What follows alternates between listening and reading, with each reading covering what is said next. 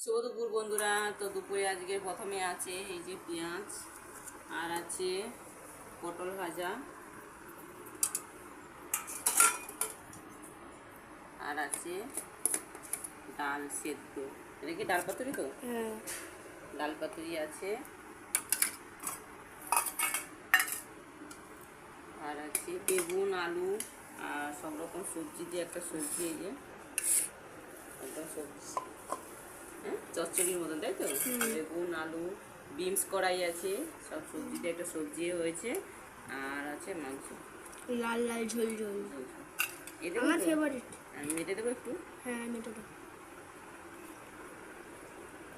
ধোঁয়া হচ্ছে পুরো। গরমই তো।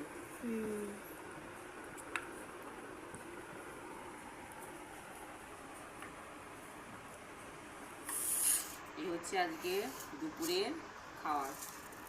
তো আমি একটু পটল ভাজা খাই, আমার সবজিটা একটু খাই। হ্যাঁ